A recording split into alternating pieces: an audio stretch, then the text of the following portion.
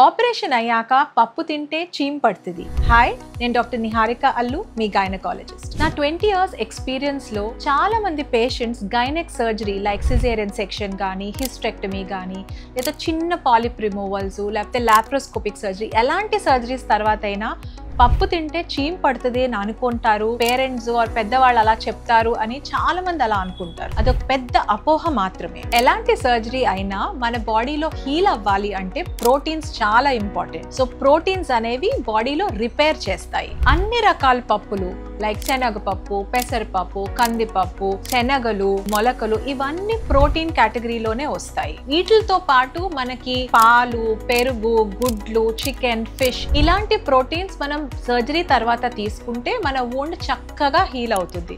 So surgery తర్వాత పప్పు తినడం మానేయాల్సిన అవసరం లేదు.